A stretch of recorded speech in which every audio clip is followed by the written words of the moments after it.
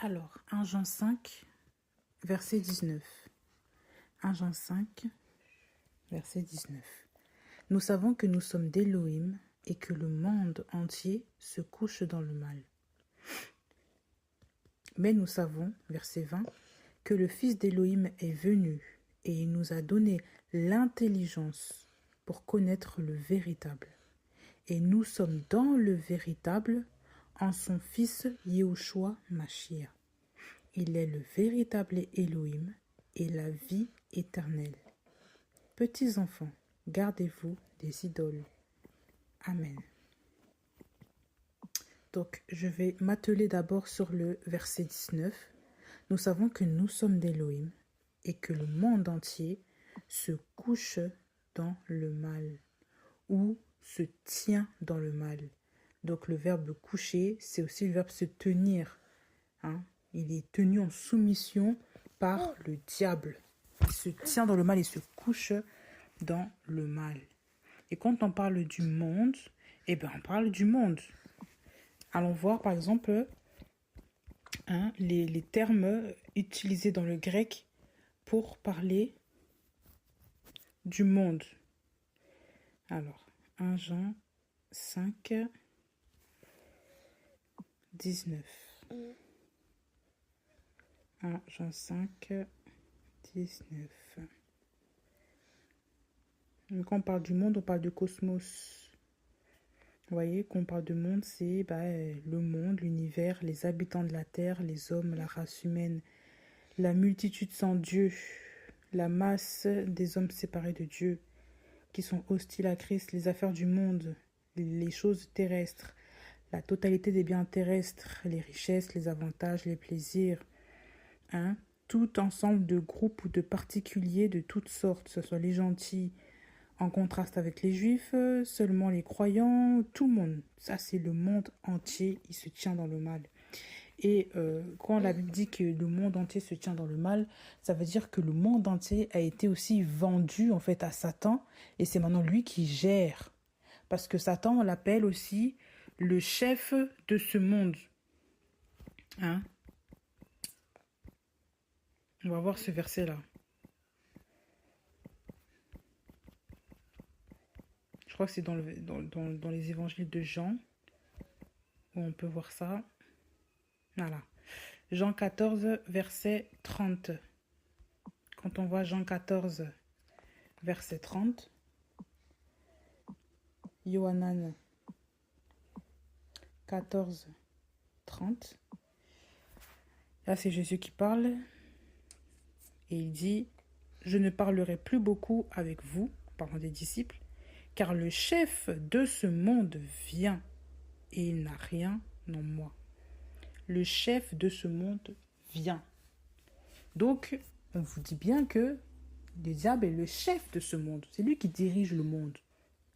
C'est pas un humain, c'est lui qui dirige le monde. On appelle le chef de ce monde. C'est Jésus-Christ qui parle. C'est pas une théologie bizarre. Non, c'est géologie. C'est Yoshua qui parle lui-même. Il dit le chef de ce monde vient. Ça veut dire il sait lui-même que le monde a un chef. Le monde a un chef. Mais gloire à Dieu, nous qui sommes la race d'Élohim, nous sommes dans ce monde, mais nous ne sommes pas de ce monde. Ça, on le sait aussi. Quel verset dit ça? Nous sommes dans ce monde, mais nous ne sommes pas de ce monde. 1 Jean 4, 17. 1 Jean 4, verset 17. Voilà. Non, c'est pas celui-là. Je crois que c'est aussi 1 Jean 17.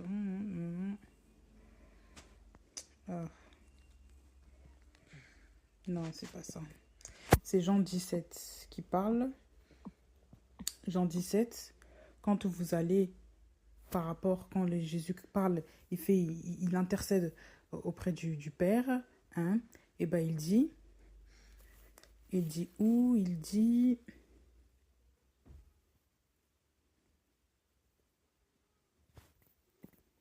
On va voir ce verset. Jean 17, Jean 17, commençons à partir du verset 14. Quand Yahushua dit, moi je leur ai donné ta parole, en parlant au Père, et le monde les a haïs, hein, parce qu'ils ne sont pas du monde, comme moi je ne suis pas du monde. Je ne te prie pas de les enlever du monde, mais de les garder du mauvais. Le mauvais qui s'appelle aussi le diable. Ils ne sont pas du monde, de même que moi, je ne suis pas du monde. Sanctifie-les par ta vérité, ta parole est la vérité. Et on apprend ici au verset 18, quand Yahushua dit, comme tu m'as envoyé dans le monde, moi, je les ai moi aussi envoyés dans le monde. Donc nous sommes des envoyés dans le monde, mais nous ne sommes pas du monde. Voilà aussi l'identité des chrétiens. Des enfants d'Élohim, ceux qui descendent d'Élohim, ceux qui sont de la race d'Élohim. La race élue, c'est nous, c'est les chrétiens. Il ne faut pas oublier ça. Si quelqu'un ne confesse pas Yahushua Seigneur et Sauveur, il ne met pas en pratique sa parole, il n'a pas le Saint-Esprit, il ne peut pas se dire être d'Élohim. S'il n'est pas fils d'Élohim, il ne peut pas être... C'est impossible. Parce que nous avons le témoignage que nous sommes enfants d'Élohim. Nous avons ce témoignage-là. Je vais reprendre ce passage aussi. Il faut que nous fassions un petit rafraîchissement spirituel. Hein? Nous avons le témoignage que nous sommes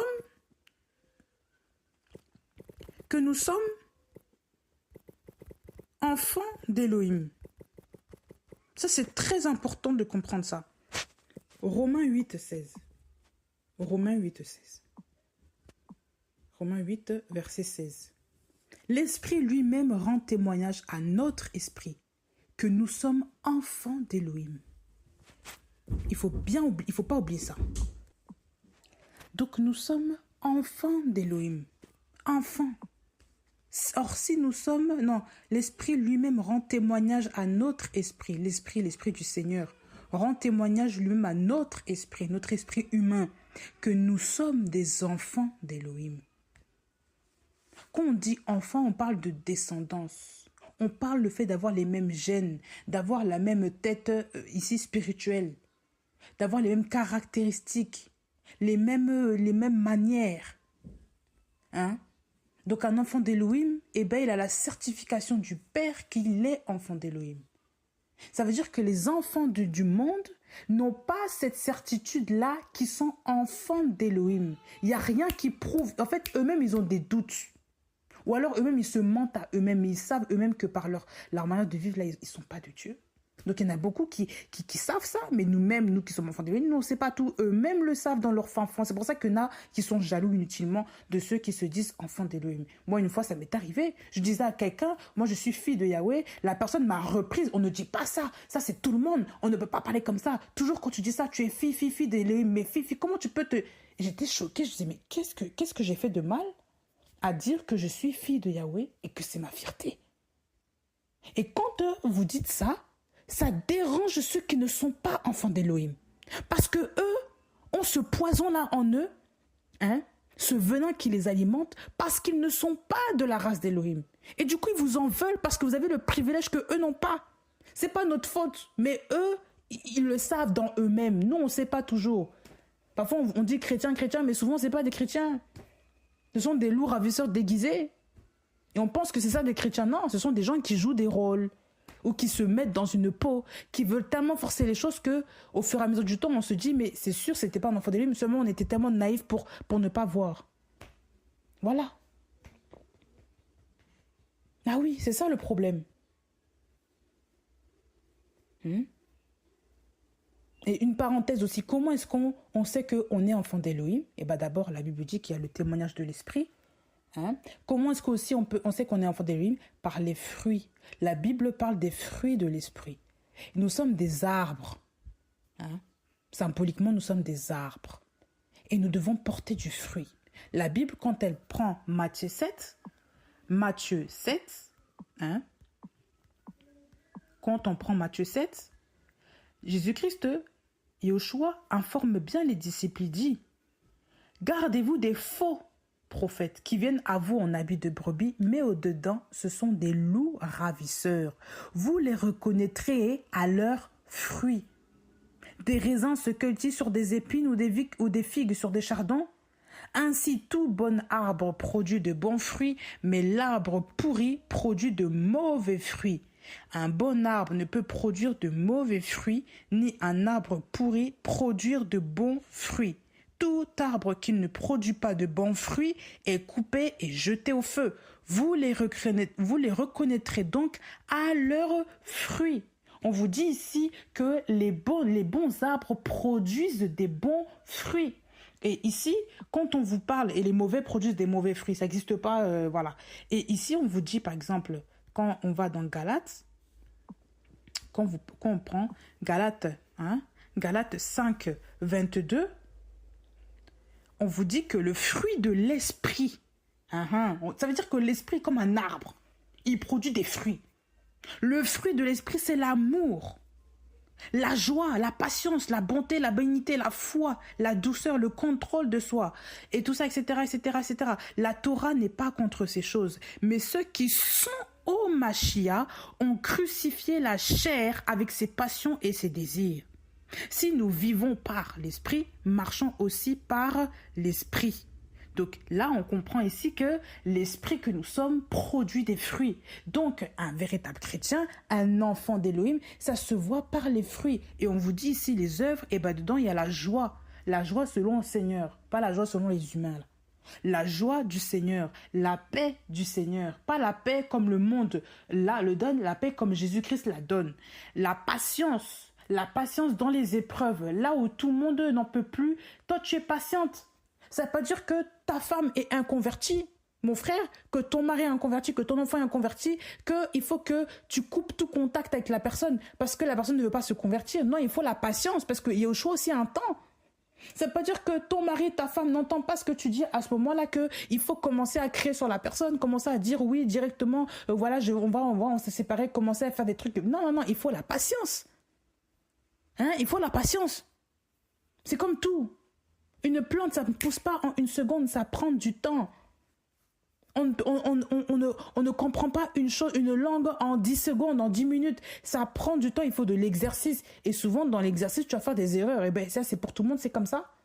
Yeshua te donne la patience pour supporter l'épreuve dans laquelle tu es. Voilà, il faut la patience envers nous-mêmes. La patience envers les autres. La patience aussi, ça veut dire la douceur. La douceur dans le caractère, la manière de se comporter, la manière d'être avec les autres. Il ne faut pas être dur directement. Non, il faut être dans la patience. Parce que tu ne sais pas ce que l'autre traverse. Tu ne sais pas pourquoi est-ce que l'autre est comme ça. Donc, il faut être patient. La patience du Seigneur, c'est très important. La bonté, la bénignité, la foi, la douceur, le contrôle de soi. Quand on parle de bénignité, on parle aussi de intégrité, de bonté morale. La bonté morale. L'amour, ici, c'est l'amour désintéressé, l'amour du Seigneur. Ça veut dire c'est sa parole elle-même. C'est pas l'amour, la bête, là, qui dit que oui, quand tu fais une bêtise, tu ne dis rien parce qu'il faut... Non, mais ça, c'est pas l'amour. Ça, c'est de la bêtise, ça, c'est de la compromission. On ne parle pas de ça. Parce que quand un chrétien pêche, il faut le reprendre dans la douceur, mais il faut que tu l'avertisses. On ne fait pas ça. Dieu n'aime pas ça. Et si tu continues là, je ne vais pas marcher avec toi parce que tu vas me contaminer. Mais moi, je vais aller au ciel. Donc, on peut pas. Il faut être intègre. Et la bénignité, c'est ça, c'est l'intégrité aussi. Il faut être intègre avec tout le monde, intègre dans les papiers. Quand tu fais des papiers, il faut être intègre, il faut être honnête. Il ne faut pas mentir aux gens, détourner la fiscalité, détourner les papiers pour avoir appartement, pour avoir maison. Tu vas commencer à mentir sur les papiers. Ça, c'est pas normal. En fait, il y a des fruits que l'esprit produit. Et c'est dans la production de ces fruits-là qu'on sait qui est qui. Donc, c'est important qu'on se comporte comme des enfants d'Élohim. Et que certains s'affirment comme enfants d'Élohim. Ça ne veut pas dire que tu as un camarade, une camarade ou une connaissance qui fait le mal et qui a obtenu la maison, l'appartement parce qu'elle a falsifié les papiers, qu'il faut faire la même chose. Mais non, toi tu es enfant d'Élohim, tu ne vas pas te comporter comme les autres. Parce que tu es de la race d'Élohim. Et on vous dit que celui qui est d'Élohim ne pratique pas le péché. Donc, toi qui as Elohim, tu ne peux pas pratiquer le péché, le mensonge, la fornication, l'adultère. Et tu te dis, non, être enfant d'Elohim, voilà, bref, tu mens à qui? Il faut qu'on arrête un peu là. C'est à cause de ces gens-là là, que la voix de la vérité est blasphémée. C'est à cause de ces gens-là. Ça veut dire qu'il faut Il faut que nous-mêmes nous veillions aussi sur notre comportement. Il y a des gens là, ils se laissent aller. Ils ne prient même plus. Ils ne méditent même plus. Ils ne chantent même plus. Ils sont complètement éteints spirituels et ils s'étonnent qu'ensuite les déflagrations spirituelles ça, touchent leur tête. C'est normal. Parce qu'il n'y a plus de vie de prière, il n'y a plus de ça commence à devenir du bois sec là. C'est pas normal. Le Yoshua qui vit en toi, c'est l'esprit de la vie, c'est pas l'esprit de la mort quand même. Donc il y a des choses qu'on peut pas accepter, on peut pas tolérer. Il faut garder la vitalité de l'esprit. L'esprit, c'est comme l'huile. Quand tu mets quelque part, là, ça glisse. Voilà, c'est étirable, c'est palpable. C'est pas quelque chose de tout sec. C'est comme l'eau également. Quand il y a l'eau quelque part, là, il y a la vie. Mais regardez le désert du Sahara, là. Est-ce qu'il y a la vie comme ça? Non. Quand on voit parfois les terres toutes desséchées, toutes arides, là. Parce que l'eau n'a pas coulé, ça fait longtemps. Donc, ça se craquelle, voilà. Mais quand il y a la vie, là, on voit les herbes qui poussent, tout ça. Il faut que nous veillions sur ces genres de choses. Gardez la foi.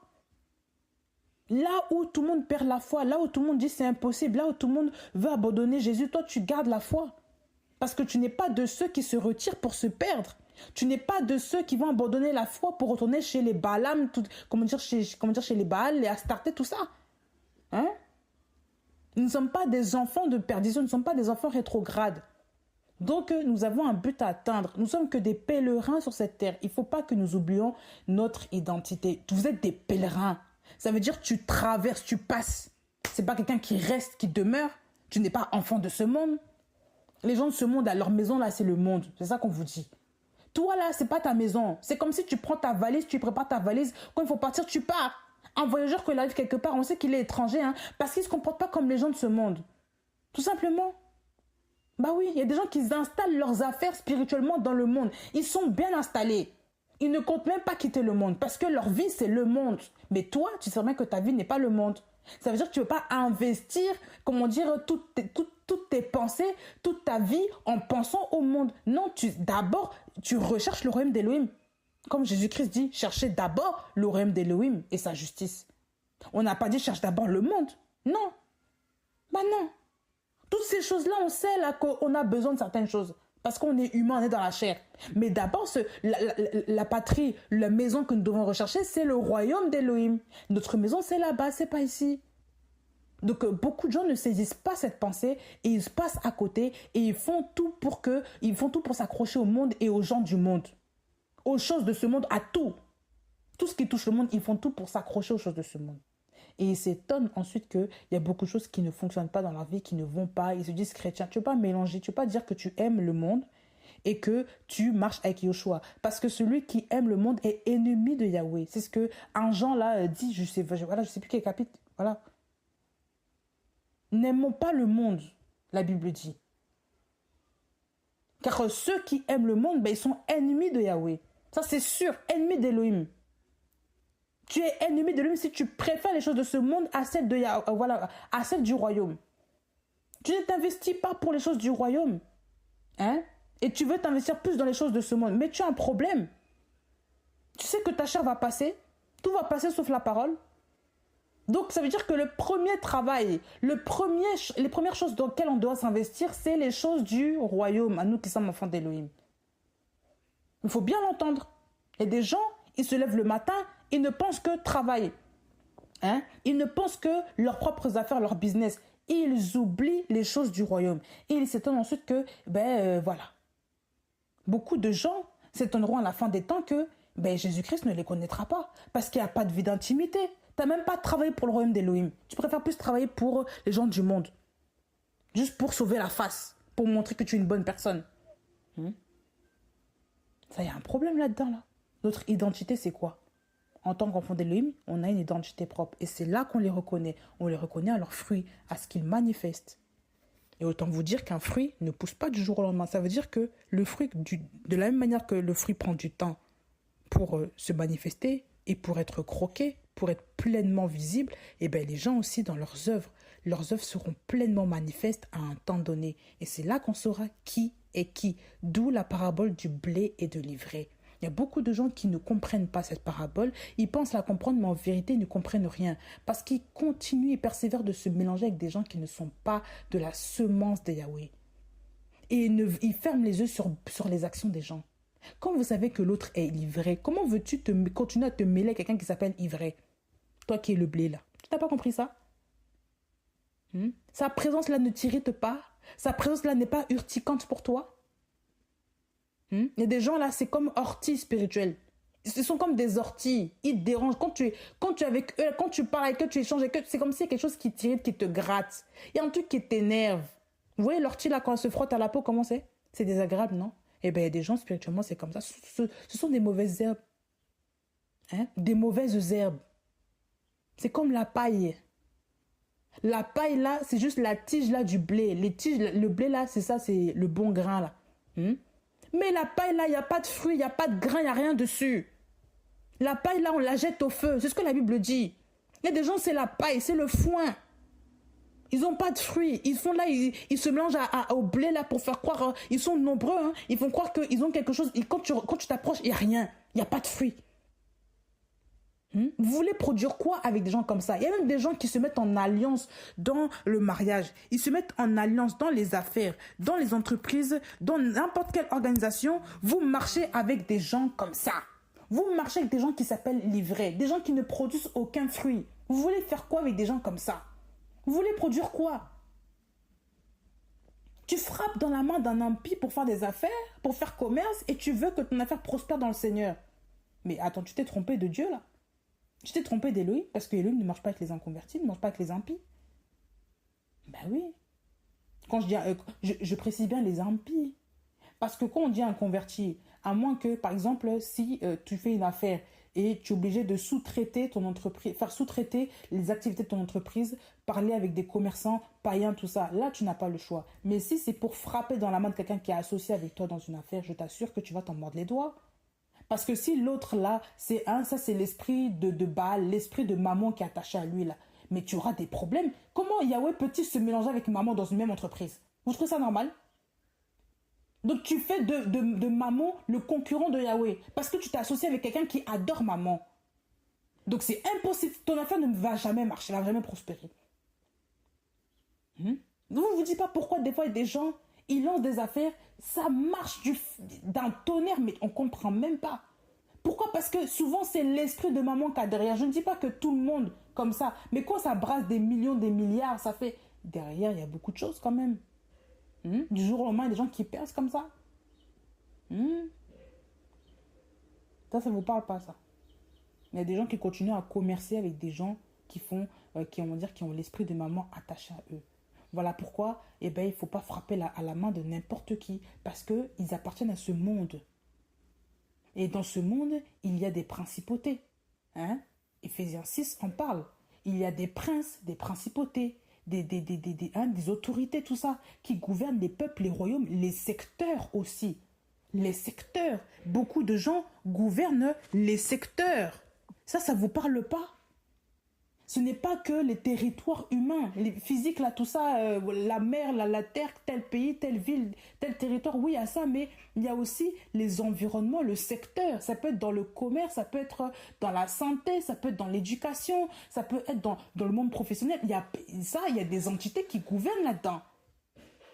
Et si vous ouvrez les yeux, si le Seigneur vous ouvre les yeux spirituellement, vous allez voir que beaucoup de gens sont vraiment mélangés à ces esprits impurs là, parce qu'ils n'ont pas compris leur identité. Le vrai problème, c'est ça. Quand la Bible vous dit que vous n'êtes pas de ce monde, ça veut dire que vous ne pouvez pas marcher selon les principes impies de ce monde. Ah oui. Bah oui. Comment dire? On voit souvent des lois qui sont votées en faveur de tel genre sexuel, par exemple, comment on appelle ça là, les transsexuels, les homosexuels, tout ça. Les gens valident, les gens commencent à se compromettre, dire que c'est normal, il faut accepter. On accepte quoi? On ne peut pas accepter le péché. On ne peut pas accepter le péché. Parce que la Bible dit que les homosexuels, déjà dans ce monde, c'est une abomination et qu'ils n'hériteront pas le royaume des cieux. Et le Seigneur avait bien dit directement aux Hébreux de ne pas imiter les pratiques complètement controversées des peuples qui habitaient avant eux, les Cananéens, tout ça, machin, les Phérésiens, les Hétiens, tout ça. C'était des gens qui étaient très sales. Mais ce sont des gens qui ont propagé aussi des manières de vivre qui jusqu'à maintenant perpétuent. Ça veut dire quoi? Ça veut dire qu'aujourd'hui, on ne peut plus manifester. Donc c'est important que nous comprenions ces choses. C'est important. On a une identité à revendiquer. Il y a beaucoup de gens, ils sont contrôlés là, depuis longtemps, ils sont contrôlés. C'est à travers l'éclairage de la parole. C'est à travers l'enseignement de la parole. C'est à travers aussi le discernement que Yahweh nous donne à travers chaque chose que nous faisons au quotidien qu'on va s'affranchir de l'esclavage de ce monde. Parce que chaque jour, nous sortons de Babylone. La Bible dit, nous sortez de Babylone, mon peuple, mon peuple. Il n'a pas dit sortez de Babylone, tout le monde. Sortez de Babylone, mon peuple, afin que vous ne participez pas à ces fléaux. Et ces péchés, tout ça. Donc, ce monde-là va être frappé, il est déjà jugé et il va être détruit. Mais nous ne devons pas être contaminés avec ces gens-là. Nous ne devons pas mélanger on doit rester sanctifié. Nous sommes purs. Sanctifié, ça veut dire mis à part, sanctifié. Mis à part. Sanctifié veut dire être à part, être hors d'eux. L'Église, c'est être hors d'eux. C'est une assemblée qui est hors d'eux. Ecclésia, là. Nous ne sommes pas du monde. C'est ça. Si nous ne sommes pas du monde, nous ne devons pas nous conformer à ce siècle présent, comme dit la parole. Ne vous conformez pas à ce siècle présent, mais soyez renouvelés. Par le renouvellement de l'intelligence, tout ça. Soyez transformés par le renouvellement de l'intelligence. C'est important. C'est important.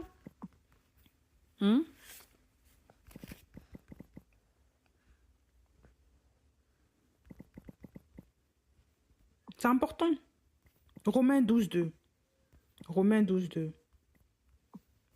Quand vous voyez Romains 12, 2.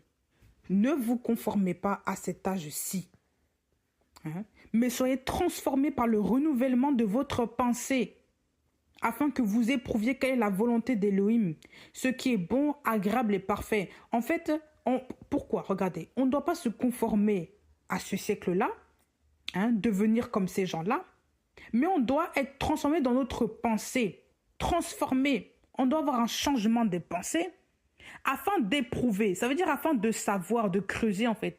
C'est quoi la volonté d'Élohim? Afin de savoir quoi? Ce qui est bon, agréable et parfait. Donc, c'est pour savoir c'est quoi la volonté d'Élohim. Si on se conforme à ce monde-là, on ne va pas savoir quelle est la volonté d'Élohim. Mais si on reste fixé sur la parole, non seulement notre pensée va changer et on saura quelle est la volonté d'Élohim et ce qui est bon, agréable et parfait. Et les pensées là, c'est comme une marque. C'est aussi par là que les démons, c'est là aussi la marque des démons. Les pensées.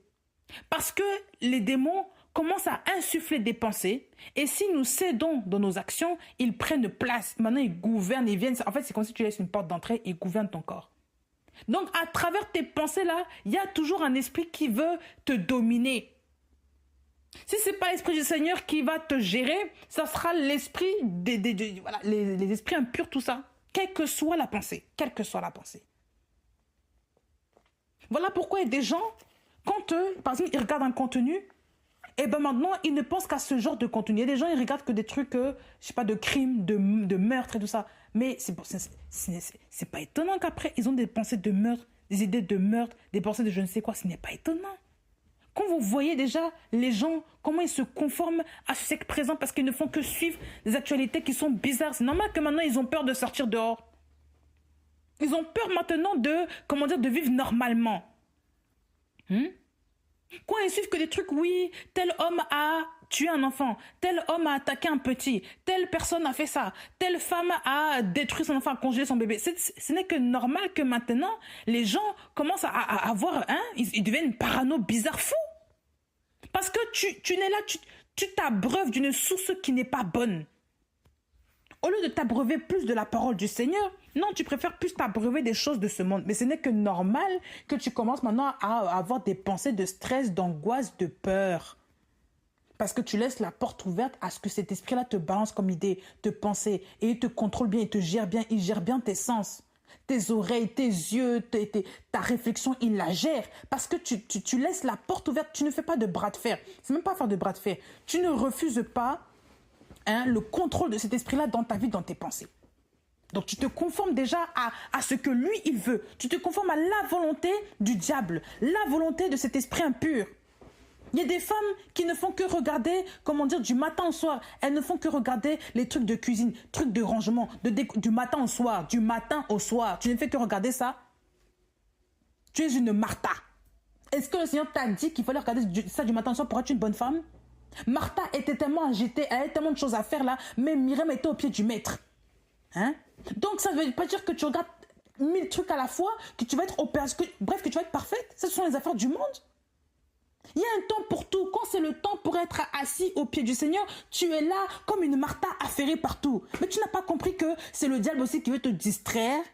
Il y a le temps pour lire la parole, il y a le temps pour méditer la Bible, il y a le temps aussi pour être dans les activités aussi de cette vie. Comment dire, ça ce n'est que normal. Mais de là à être du matin au soir, toujours parler de nourriture, de plats, de décoration, toujours tes pensées, ta tête, tes actions sont dedans, ça ce n'est pas normal. Ça c'est quel Elohim ça? Elohim du rangement? Elohim de la décoration? Donc Elohim est mort pour toi pour que tu ranges ta maison du matin au soir. Ah bon? Tu es sûr de ça là? Voilà aussi comment la culture aussi abrutit certaines femmes. La culture aussi enferme certaines femmes. La culture aussi, voilà comment dire, ça met certaines femmes aussi dans des moules, dans des cages bizarres. Et on dit ça c'est une cage dorée, c'est ça ta cage. Et les femmes veulent maintenant, comment dire, accomplir la volonté de la chair, la volonté comment dire, des hommes aussi, très bien machos, des hommes aussi qui sont misogynes, que d'accomplir la volonté d'Elohim. Parce qu'on a vu des Déborah. Déborah, là, est-ce qu'on parle du ménage de Déborah? Est-ce qu'on parle du ménage de Yaël? Est-ce qu'on parle, comment dire, de la tenue de je ne sais qui là? Est-ce qu'on parle du maquillage de Sarah? Les femmes de foi dans la Bible, là, on parle de quoi? On parle de, même Esther, là, on parlait de sa beauté, tout ça. Mais ça, c'était juste un tremplin pour qu'elle accède au royaume. Mais c'était pas la vocation pourquoi elle était reine. Là oui, parce que des femmes belles, il y en a partout, c'est pas ça là. En fait, c'est pas ça le but. Beaucoup de gens sont tellement concentrés sur des choses qu'il ne faut pas. Ils sont concentrés sur des choses inutiles. Ils sont dans la distraction. C'est ça le grand problème de ces gens-là. On fait les choses bien. Il faut qu'on pense toujours aux enfants. Tu n'es là, enfant, matin au soir. Tu n'as pas le temps pour le Seigneur. Donc le Seigneur est mort pour toi, juste pour que tu aies des enfants. Donc tes enfants sont devenus maintenant ton idole. Et tu trouves ça normal. Et tu trouves ça sensé. Et tu acceptes même que les gens, comment dire, voilà, te glorifient en tant que maman qui s'occupe très bien des enfants, maman solo, tu te glorifies. Pour toi, c'est ça même ton trophée. C'est pas ça. Voilà, comment dire, ça, c'est même pas normal, ça. Il y a des mères aussi qui font d'elles-mêmes leurs idoles, qui font des enfants aussi des idoles. Parce qu'elles veulent maintenant se montrer devant les gens. Regardez même les réseaux. Quand vous tapez YouTube là, vous tapez un truc là, astuce de je sais pas quoi, vous voyez plein de femmes maintenant sur les réseaux sociaux qui vont commencer à nettoyer leur maison, montrer montrer le mari, montrer les enfants, montrer le lit même conjugal, montrer tout. Comment elles font à manger, comment elles jouent avec leurs enfants. Mais qu'est-ce que c'est que ça?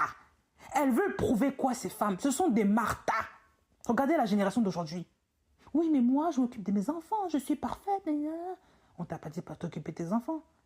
Mais est-ce que c'est ça? Est-ce que Elohim t'a tué? Est-ce que Elohim t'a tué pour ça? Est-ce que Elohim s'est sacrifié à la croix pour ça?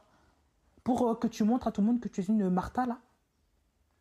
Alors que comment dire, les femmes qui prennent la bonne part là, ce sont les Myriam. D'abord le Seigneur, après les choses du monde. C'est pas l'inverse.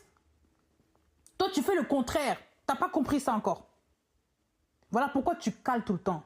Tu passes la vitesse, ça cale. Parce que spirituellement, déjà, ça va pas. Je parle point de vue spirituel. Ça va pas pour ça. Bah oui. Voilà pourquoi vous êtes attaqué bizarrement. Vous en sortez pas. Vous vous sentez lourd parce que vous ne mettez pas Yahweh au premier plan. C'est compliqué. C'est ça le grand problème de ces gens-là aujourd'hui. Là.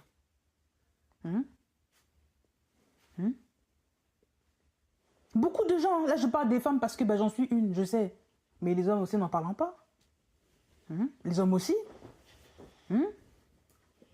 Voilà. Beaucoup de gens, beaucoup d'hommes aujourd'hui ne parlent que de business, que d'argent, gagner du pognon, gagner ceci, gagner cela. Mais quand on parle maintenant d'être des pères, des chefs de famille à la maison, ça, il n'y a plus personne. Quand on parle maintenant d'être au pied du Seigneur, ça, on ne veut plus. Quand on parle d'être des disciples de Yahweh, là, on ne veut plus. Quand on parle maintenant d'être des véritables hommes, pas des Akab, ça, on ne veut pas. Voilà pourquoi aujourd'hui, il y a beaucoup de femmes qui sont obligées maintenant d'avoir 1000 casquettes. Qui vous a dit que Ève devait avoir 1000 casquettes? On avait dit que Ève était l'aide de l'homme. L'aide. Une aide, on n'a pas dit elle était plusieurs aides là. Non, une aide. Aujourd'hui, il y a des hommes là, tellement ils ne font rien, ils laissent 1000 casquettes sur la tête de leur femme. Voilà le problème aussi de cette génération. Voilà le grand problème. Il n'y a plus d'équilibre. Comment est-ce qu'une aide peut faire tout à la place de son chef? Vous trouvez ça normal? Comment est-ce que toi tu t'appelles Ish là, tu laisses ta Isha là tout faire à ta place et tu es là, tu te cramponnes maintenant sur ta Isha? Qui t'a dit que la Bible c'est ça? Qui vous a dit ça? Voilà le grand problème de ces gens là aujourd'hui, il n'y a plus d'ordre. C'est le chaos, c'est la confusion, c'est le bazar. Beaucoup de gens n'entendent même plus quand même on leur dit des réprimandes comme ça, ils ne veulent plus entendre parce que leurs oreilles sont bouchées, déjà ça fait des siècles, ça fait longtemps déjà. Ils ne veulent même plus entendre ces réprimandes là. Oh, Akab, Jézabel, toujours les mêmes choses. Mais voilà la génération actuelle. Ils ne veulent plus entendre la parole d'Elohim. Ils ne veulent plus entendre une parole qui secoue. Parce qu'ils sont tellement endormis que quand on les réveille, là, ça les dérange. C'est comme le soleil en plein matin. Hein. Moi, ce matin même, le soleil, c'est lui qui m'a réveillé. Dieu a permis que le soleil me réveille. Pleine face. Et le soleil était là. Pleine figure. Les volets étaient à peu près ouverts. Ça m'a réveillé. Ça m'a ébloui. Ah oui? Le Seigneur peut utiliser les astres, les soleils là pour vous réveiller, pour vous secouer. Des choses naturelles. Ce n'est pas le réveil qui m'a réveillé, c'est le soleil. Ah oui? Le Seigneur utilise ce qu'il veut pour réveiller les humains. Parce que nous devons être alertés que, quand c'est le jour, c'est l'heure de travailler pour le Père. C'est l'heure de commencer à être en activité pour le royaume d'abord. C'est ça qu'il faut comprendre.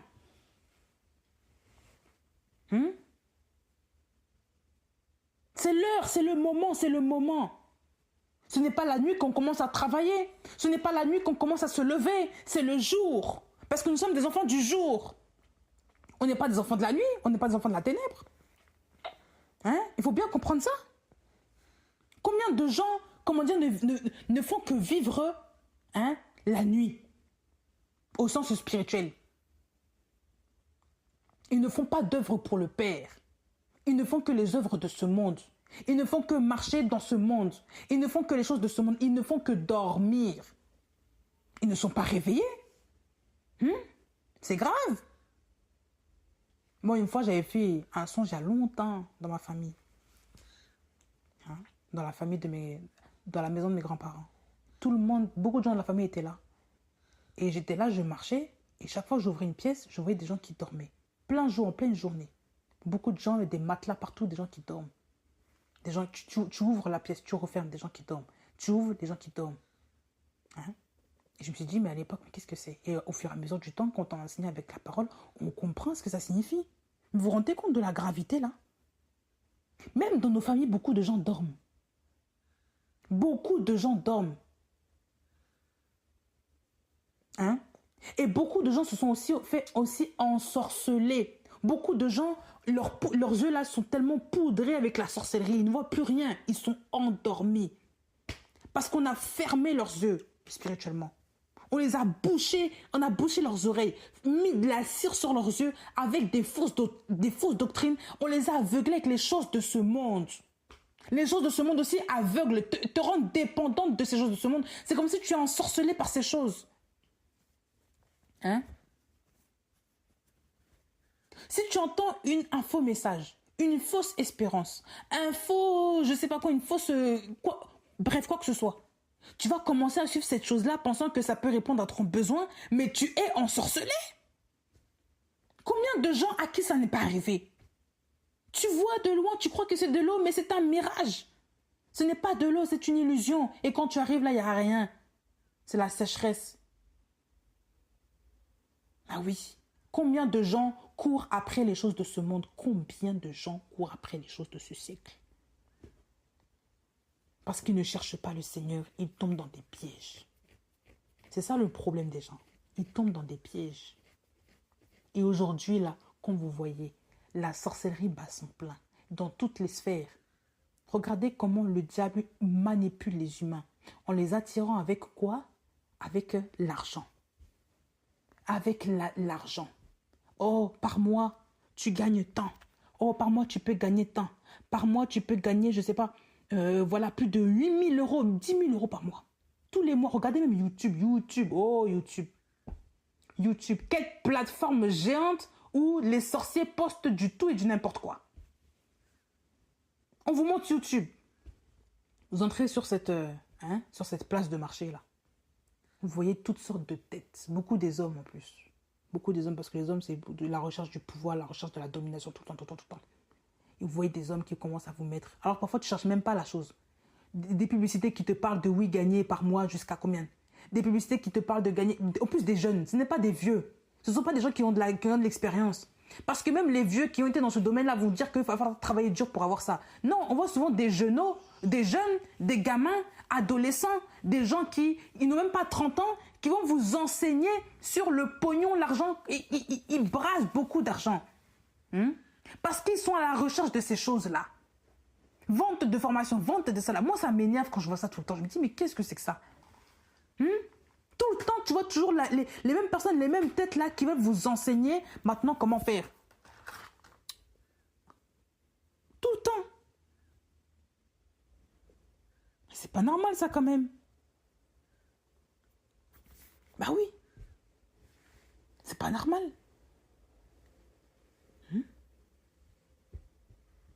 Tu peux gagner avec cette marketplace-là. Tu gagnes jusqu'à, moi j'ai gagné sur l'année 1 million d'euros. Par mois, tu gagnes 10 000 euros, 10 000 euros. Mais regardez tout ça là. Regardez comment les gens vous séduisent. Et on met des images avec des chiffres, on trafique un peu. Et après, regardez comment les gens font pour attirer les autres. Pire encore, on va te dire, oui, voilà, Dubaï là-bas, pour faire ça, tu gagnes beaucoup d'argent, mais en échange, voilà ce que tu fais. Et tu deviens maintenant esclave de certaines personnes qui vont commencer à t'utiliser comme des toilettes humaines. Il faut dire la vérité. Ce que je dis là, si ça choque là, allez voir vous-même les scandales de Dubaï, tout ça. Les influenceurs qui vous disent du n'importe quoi. Ou avec telle méthode de trading, de commerce en ligne, tu peux gagner jusqu'à temps. Regardez comment le diable cherche à séduire, à payer les gens pour les faire tomber dans le piège de la séduction, le piège de Babylone, le piège de la finance. Le monde financier, là, c'est grave. Le monde du commerce. Regardez, la séduction est partout. On te séduit à travers des belles images. On te séduit avec beaucoup de billets verts. On te séduit avec des choses. Pourquoi? Parce que on veut vous attraper, on veut vous tirer dans le gouffre, dans Babylone. On veut que vous... Voilà, que vous suivez Satan, même, bref, dans le lac de feu. C'est ça. Et le diable utilise, le chef de ce monde-là, le diable, là, utilise beaucoup de gens, ces serviteurs-là, pour manipuler la tête de tout le monde. Commençons par le commerce. Ce que je vous ai dit d'abord, YouTube. Quel que soit, en fait, quand même vous regardez, quel que soit le moyen commercial, quel que soit même, quand vous regardez même, quel que soit le... Comment dire le...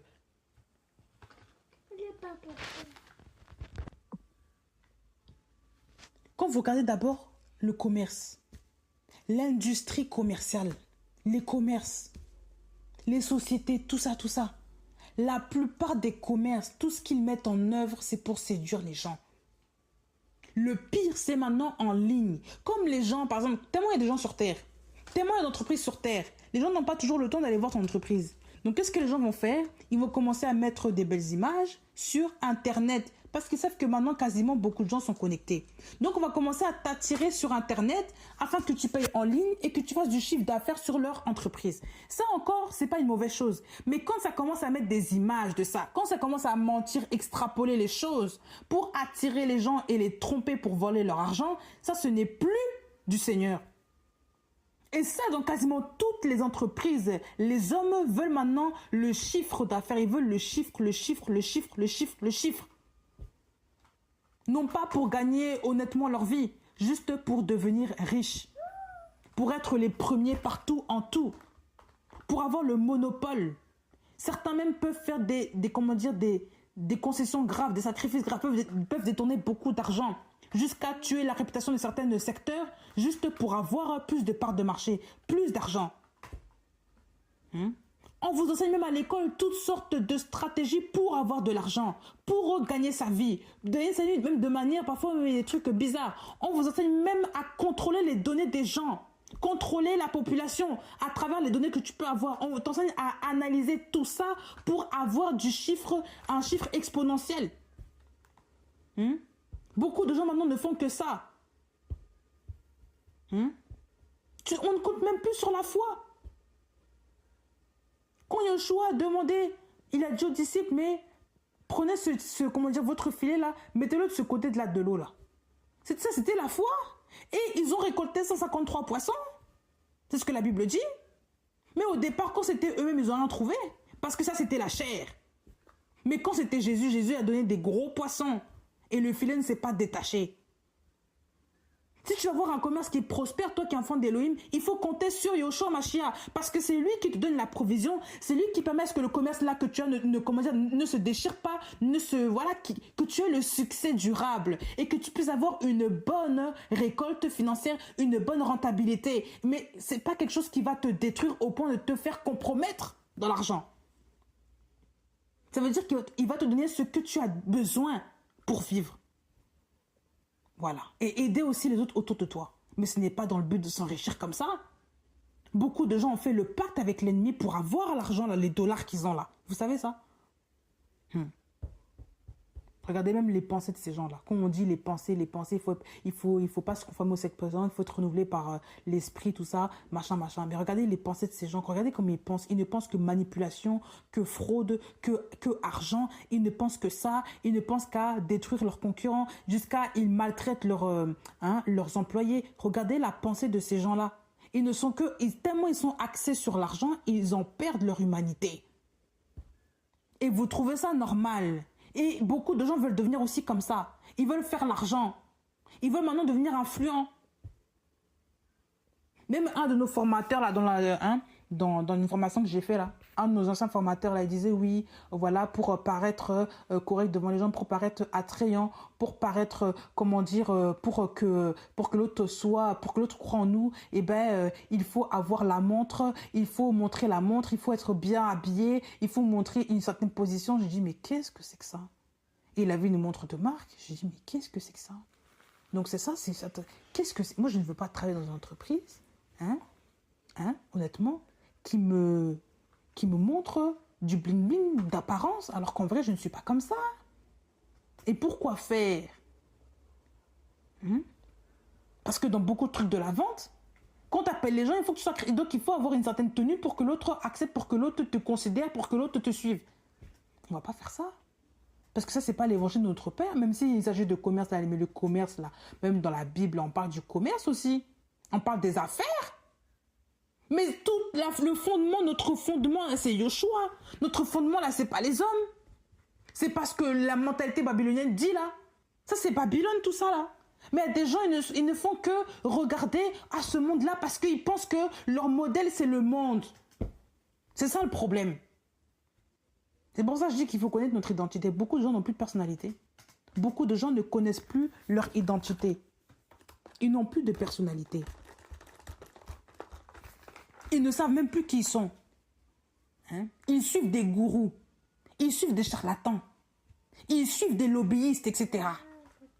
Ils suivent des gens qui ont eu beaucoup de salaires, beaucoup de diplômes, des gens dans la franc-maçonnerie, des gens qui traînent avec la Rose-Croix, etc. Des gens qui traînent avec les mailles carrées. Bref, tous ces trucs-là, toutes les organisations bizarres-là, eux, ils traînent avec ça. Ce n'est pas normal. Comment voulez-vous que le Seigneur agisse dans vos vies? Comment voulez-vous faire gloire au Seigneur quand déjà vous-même vous marchez déjà selon la démarche du monde? Où est votre authenticité? Où est votre originalité? Où est votre personnalité en Yoshua? Notre personnalité, c'est celle du Mashiach. Ce n'est pas celle du monde. Ça, il faut bien l'entendre.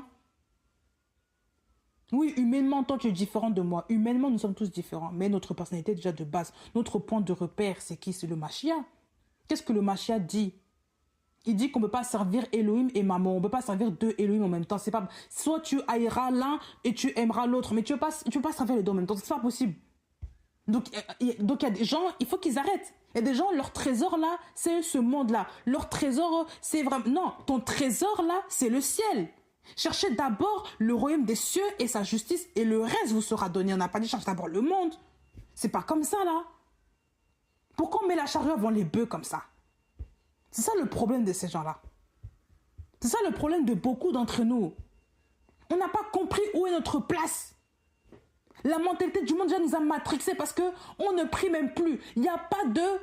Comment dire? Il n'y a pas de prière d'autorité là. On n'est même pas ferme dans nos... Bref, même dans nos affaires. Ben oui. On voit des chrétiens, on se dit chrétien, tout ça, alléluia, tu entends la musique, alléluia. Tu vois derrière là, le bar là avec le vin. On se demande mais qu'est-ce que c'est que ça? Et tu vois des sous comme ça qui marchent, des gens qui sont bourrés, qui sont sous. J'ai entendu une sœur une fois comme ça, il y a longtemps, une sœur, j'étais jeune convertie. Hein. Elle travaillait dans un restaurant. Et elle me disait que dans ce restaurant-là, oui, il y avait beaucoup de sous, toujours des gens bourrés et tout ça, toujours des gens, elle travaillait dedans. Tu es chrétienne, hein? J'adore le Seigneur. Ah bon? Tu n'as pas vu que déjà là-bas, là, c'est l'empire de Dionysos? Tu n'as pas compris d'abord que c'est ça la folie? Tu n'as pas compris que c'est l'ivresse? Moi, j'étais choquée qu'elle me dise ça. J'ai dit, mais comment est-ce qu'elle peut accepter que quelqu'un... Déjà, chez nous, on ne boit même pas du vin. La Bible ne dit pas que c'est interdit le vin. Mais quand tu vois l'ivresse, là, comment tu peux travailler dans un travail où les gens sont ivres? En plus des hommes, toi, tu es seul, tu es obligé de servir ces gens-là. Les gens te draguent, tu le dis même là. Mais tu continues toujours de servir ces gens-là. Et tu travailles toujours dedans. Mais non! Il faut sortir, il faut quitter ces lieux-là. Mais comme la culture nous a appris que ben chez nous, si on boit du vin comme ça, c'est pas un problème. Même si les autres, c'est pas bien, mais non. Mais attendez, stop. Stop. Toi, tu peux travailler même dans un cabaret. Tu peux travailler dans un cabaret où, tu sais, les trucs où les femmes, je sais pas, elles jettent la jambe en l'air, tu vois leur dessous, là. Tu peux travailler dedans? Oui, c'est pour le salaire, c'est... Non, non, on peut pas faire ça. Striptease, tout ça, là, les bars, il y a l'alcool, les gens viennent, la musique à fond. Tu peux travailler dedans? Comment est-ce qu'en tant que chrétien, tu peux rentrer dans une paganisation comme ça? Ça, c'est pas normal. Faites des métiers et des métiers quand même qui sont dans la bienséance. Pas des métiers où c'est tellement controversé que, je sais pas, honnêtement là, honnêtement. Il y a des gens, ils comprennent rien, ils veulent pas saisir. Hein. Il y a des gens vraiment qui ne veulent pas saisir. Ils sont complètement naïfs, complètement obscurcis par la mentalité du monde. Complètement. Complètement. Et ça, c'est normal. Pour eux, ça, c'est pas un péché, ça, c'est classique, normal. Voilà. Voilà. Que ta culture ne prenne jamais le dessus sur la parole. Que les doctrines de tes pères, là, dans le monde, là, ne deviennent jamais maintenant, ne remplacent jamais la doctrine du Mashiach. Jamais. La Bible dit, n'appelez personne mon père, parce que vous avez juste un père dans le ciel. N'appelez personne docteur. Donc il faut bien comprendre une chose, c'est que le Mashiach est au-dessus de tous. Il est le L de tous.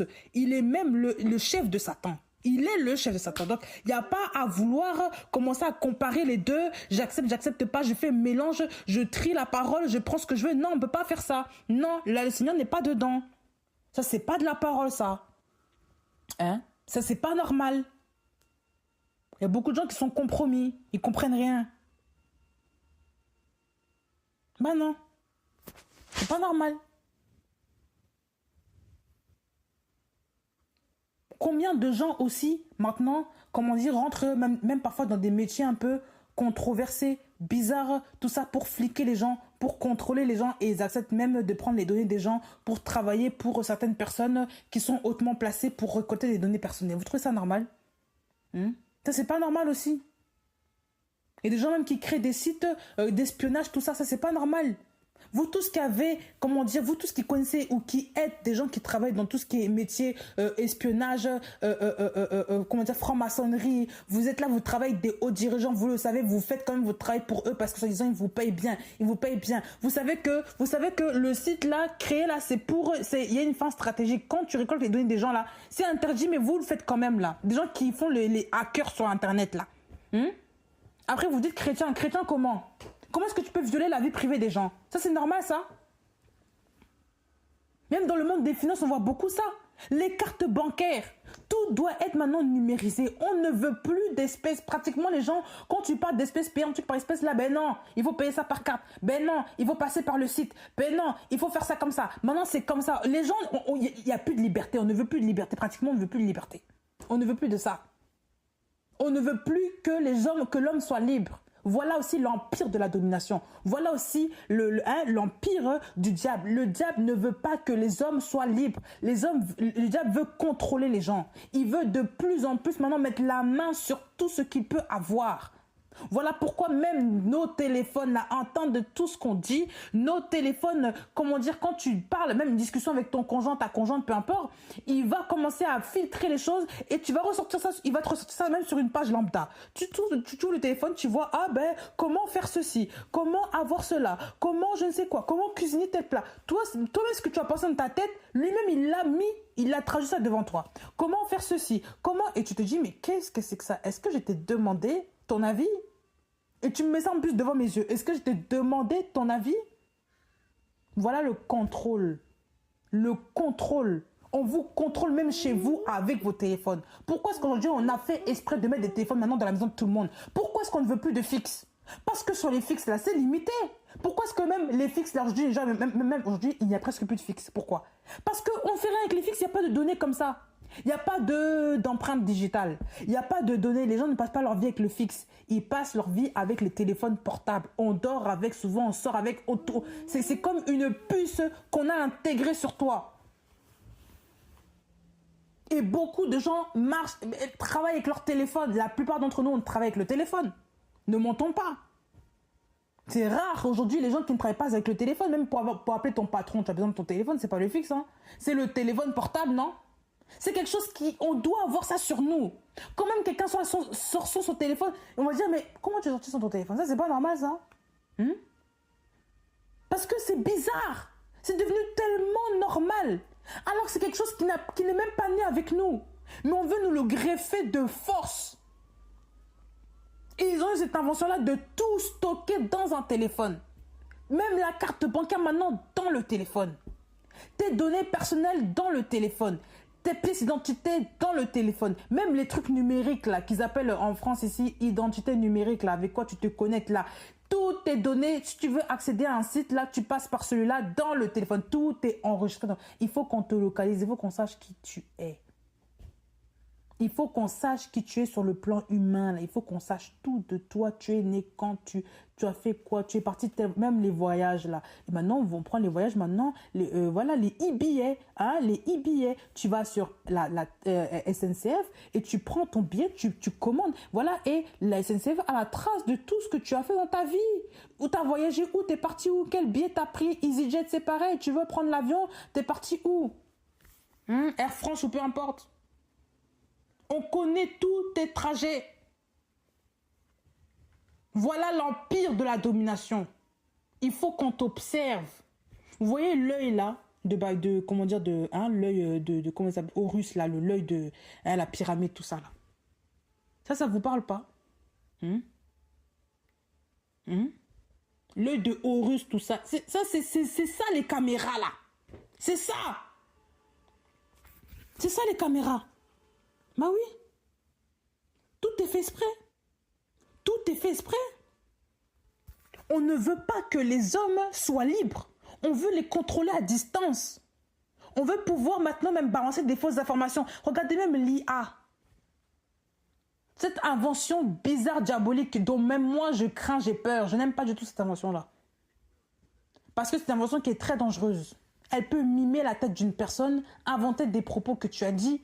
Elle peut commencer à prendre des images, les transformer, créer un autre monde complètement. Et on crée ça et on met ça dans la tête et les gens se plaisent avec cette intelligence falsifiée. Ils appellent ça intelligence artificielle. Ça veut dire que maintenant, c'est le système de la réflexion maintenant des ordinateurs. Regardez comment l'humain veut absolument aller loin pour manipuler, pour montrer, tu vois, car ça c'est bien. On veut enlever ton intelligence normale, on veut te pousser à avoir une intelligence artificielle, une fausse intelligence qui va maintenant te communiquer tout ce que tu dois dire, tout ce que tu dois faire, c'est quoi le mieux pour toi en tout et pour tout. Tu peux même parler avec ton téléphone, poser des questions, le téléphone te répond comment faire. Ça, c'est normal, ça. Maintenant, c'est maintenant lui qui remplace la parole. Ah oui? C'est maintenant lui qui remplace maintenant la parole. Au lieu de consulter Elohim, les gens consultent maintenant Google. Ils consultent maintenant les choses de ce monde. Ils consultent maintenant des psychologues. Ils consultent des thérapeutes. Ils consultent des coachs en ligne pour avoir leur avis sur leur vie. Comment éduquer leurs enfants. Comment faire avec leur mari, leur femme. Comment faire avec telle chose. Comment faire au lieu de s'appuyer sur la parole. Non, on veut toujours consulter les hommes, consulter l'IA, consulter des choses qui n'existent pas, mais on va en fabriquer des humains, des humains artificiels pour vous transmettre une connaissance. Et les gens trouvent ça normal. Les gens trouvent ça censé normal. Et les gens acceptent ça. Les gens acceptent. Beaucoup de gens, je dis bien beaucoup, beaucoup de gens maintenant utilisent ces applications-là, intelligence artificielle, intelligence de ça. Et on vous met tout ce qu'il faut écrire, on vous dit tout ce qu'il faut dire, ils créent des faux films, des faux scénarios. Et ça remplace, regardez même sur le plan médiatique, les trucs que ça fait. Les gouvernements utilisent de plus en plus ces choses-là pour contrôler, manipuler les gens, appâter les gens, les émerveiller avec des nouvelles inventions. C'est grave. Tout est aujourd'hui tellement industrialisé à l'extrême qu'on veut maintenant pousser les hommes à dépendre de la technologie. On ne veut plus que l'homme ait foi en Elohim. On veut seulement le faire dépendre des moyens humains, du système humain. Voilà l'empire de la domination. Voilà l'empire de Satan. Voilà comment Satan gère ce monde.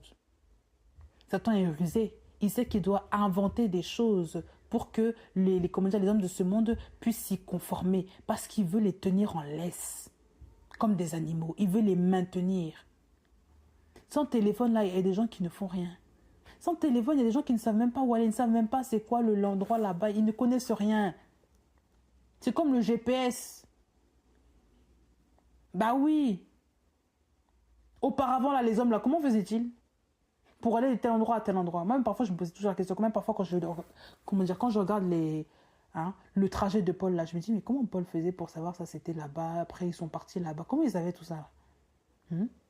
Ils étaient courageux, parfois ils marchaient longtemps, même Jésus-Christ quand il marchait là de là à là, de là à là. Et il savait où il allait. Et je me dis, mais comment ces gens-là savaient-ils?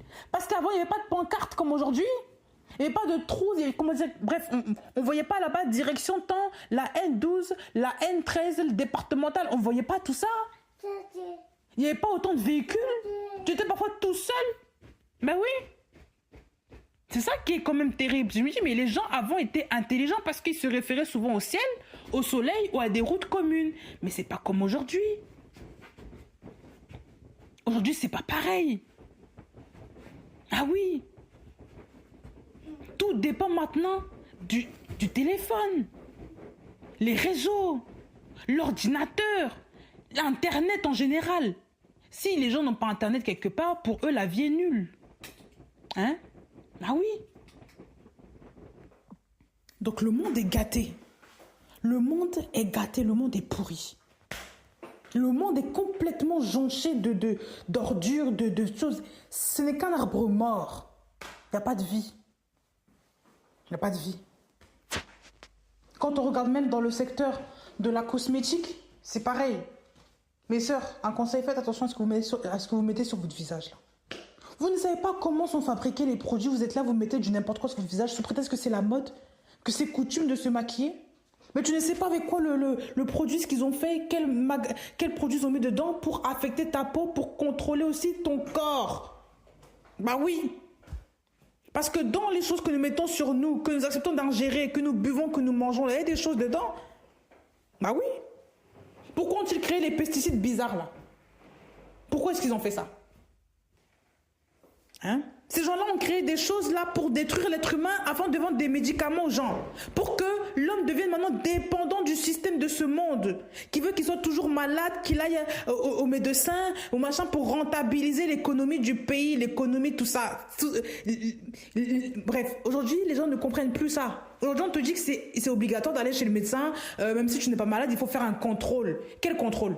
Je me sens bien, quel contrôle je vais faire? J'ai pas besoin de toi. Ah oui.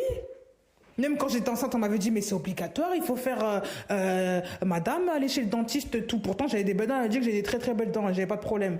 Mais elle m'avait dit, oui, non, tous les ans, il faut faire visite chez le dentiste, vision machin. Alors que moi, je suis partie chez le dentiste juste à cette fois-là où j'étais enceinte. Elle m'avait dit, mais vous n'êtes jamais allé chez le dentiste? J'ai dit non. Parce que j'ai jamais de problème de dents, je me brosse les dents normalement, j'ai pas de problème de particulier, mais non, mais c'est pas bon. Parce que eux, ils doivent rentabiliser le truc. Non. Regardez comment on vous impose certaines choses. Même chez nous, les femmes, à partir du moment où tu as 25 ans, tu es obligé d'aller voir, comment dire, les sages-femmes ou les trucs comme ça, la gynécologue là, pour faire dépistage de cancer de l'utérus. Moi, j'ai jamais fait ça. J'ai dit, attends, on m'a assez malmenée, trifouillée quand j'étais enceinte. Hein? On te coud encore quand il y a des déchirures. On voit encore ta nudité quand il faut accoucher. Et vous voulez encore me trifouiller alors que je n'ai aucun problème de santé. Je compte que sur Yahweh. Non, mais vous n'avez jamais fait ça? Ben non, j'ai pas fait des dépistages de machin. Même si j'ai plus de 25 ans, mais je l'ai pas fait. Pourquoi vous voulez que je fasse ça? Mais non, parce que c'est obligatoire pour les femmes. C'est comme bizarre que vous ne l'ayez pas fait, mais on n'est pas obligé. Même dans la loi, on vous dit même que c'est fortement conseillé ou recommandé, mais c'est pas obligatoire. C'est pour analyser, je sais pas quoi, les cancers de machin. Mais non, mais attendez, excusez-moi, on va pas analyser une maladie qui n'existe pas. Pourquoi faire peur aux femmes comme ça? Si une femme se porte bien, si elle mange bien, si elle n'attrape pas n'importe quelle maladie, je sais pas quoi, si elle fait pas n'importe quoi avec son corps, si le Seigneur garde son corps, pourquoi est-ce qu'on va devoir aller chez un médecin pour faire un contrôle bizarre? Un contrôle soi-disant de réguler, je sais pas quoi. Non, nous sommes des gens de foi. J'ai pas dit qu'il faut pas aller chez le médecin, attention. Quand on est malade, on va chez le médecin. Quand on a un problème sous-jacent, on va chez le médecin pour analyser ce qui se passe. S'il y a un dysfonctionnement dans le corps, c'est normal. On est fait dans la chair, on a des faiblesses charnelles, tout à fait normal. Mais de là à s'inventer des maladies mentales ou alors se dire que je peux avoir une maladie, donc je vais aller chez le médecin pour ça, non, ça c'est pas la foi. Ça devient maintenant le système de l'impie, système antichrist. Ben oui, on veut t'obliger à avoir une mentalité de dépendance dans ce monde-là, alors que tu es créé libre. C'est pour la liberté que le machin t'a affranchi. Toi, tu vas encore chez les médecins alors que tu n'as rien. Hein? Ça, c'est pas normal. Comme aussi les jeunes gens, même les gens, les femmes en général, les jeunes femmes, voilà, les femmes et les jeunes femmes. On vous dit que non, pour réguler maintenant l'acné, il faut que tu prennes la pilule. Regardez l'imbécilité des gens. Excusez-moi de le dire, mais il faut dire les choses. On vous a appris des choses qui ne sont pas vraies. On vous a dit que pour réguler l'acné hormonal, l'acné de je ne sais quoi, il faut prendre des pilules. Oui, ça régule parce qu'ils ont mis dedans des hormones. Mais après, à long terme, qu'est-ce que ça crée dans ton corps, ces pilules-là? Eh bien, c'est ça qu'ils appellent ça cancer du sein, tout ça.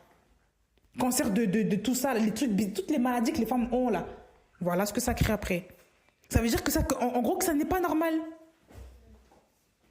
Bah oui, c'est ça le problème des gens. Ils veulent pas voir la vérité en face. La seule chose que ces gens-là veulent voir, c'est la vérité des hommes. Ils veulent croire à l'évangile des hommes. Que tu seras sauvé par le médicament, tu seras sauvé par je ne sais quoi. Mais Yeshua là, il n'existe pas, oublie-le. Ça c'est du n'importe quoi. Il faut arrêter un peu, il faut en mettre un peu les médicaments partout. Bah oui. Il faut mettre la pharmacie à chaque coin de rue pour faire comprendre aux gens que ici c'est obligatoire, comment dire, de se faire soigner par les humains. Les humains là, qui sont médecins, les pharmaciens, tout ça, ils doivent d'abord vous enseigner à bien prendre soin de vous, à bien vous nourrir, avant de prodiguer des médicaments pour traiter maintenant ce que l'homme lui-même ne peut pas traiter. Mais avant tout là, c'est pas j'ai mal de tête là, médicament. J'ai mal de tête. Est-ce que tu bois assez d'eau? Est-ce qu'il n'y a pas ça? Essaie de changer ton alimentation. Change ça. On voit ta température si c'est bon. Après, tu reviens nous voir. Mais c'est pas directement on produit un médicament alors que ça peut ne même pas être adapté. Bah oui. Il y a des gens, c'est tout simplement l'alimentation. Ils mangent mal. C'est juste ça. Juste, tu manges mal. C'est pas le médicament qui va te changer. Tu manges mal, tu manges mal. C'est juste ça qui fait que... C'est ça ton problème. En fait, ta maladie, là, c'est ça. Ta maladie, là, c'est pas parce que génétique, non. Juste, tu manges mal. Toi, tu vas chez le médecin il ne comprend pas, il te donne un médicament. Le médicament ne fait rien. Pourquoi? Parce que, d'abord, le médicament, il traite que la surface. La plupart du temps, ça traite beaucoup la surface. Ah oui, on dit la vérité. Quand tu regardes maintenant dans le fond, le problème, c'est ta nutrition. Il y a des gens comme moi, hein, je fais partie de ces gens-là. Depuis que j'ai changé mon alimentation, depuis que j'ai zappé le sucre dans beaucoup de mon alimentation, mon corps est redevenu à la normale parce que j'avais beaucoup de problèmes hormonaux. Beaucoup, à cause du sucre. Des problèmes d'acné, beaucoup, à cause du sucre. Et je ne savais pas ça, moi je ne comprenais pas. Parce que c'est quelque chose qu'on ne m'avait jamais enseigné. On ne m'avait pas enseigné ça.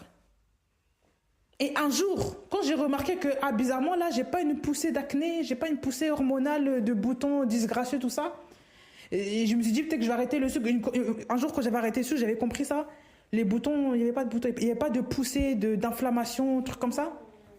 Quand j'ai commencé à reprendre du sucre, voilà, j'ai compris que c'était ça qui faisait, voilà, beaucoup de sucre dans l'alimentation. Beaucoup de graisse saturée, beaucoup de sucre, une mauvaise alimentation. Et pourtant, je ne suis pas quelqu'un de grosse. Seulement, je ne mangeais pas bien. Je mange mal. Ah oui, je mangeais mal. Et le Seigneur a dû passer par là pour faire des opérations drastiques. Non pas médicaments, va chez le médecin, prends ça. Non, ça ne marchait même pas. J'allais beau aller voir chaque dermato, ne savait même pas ce qui se passait. Il donnait des médicaments qui ne marchaient pas. Nous sommes ici en France, des gens qui sont avancés, mais leurs médicaments ne peuvent pas soigner. Parce qu'ils n'ont pas compris d'abord l'origine. Ils ne savent pas déjà comment la personne se nourrit. Ils ne savent pas comment d'abord traiter les problèmes de fond. Pour la plupart, c'est comme ça.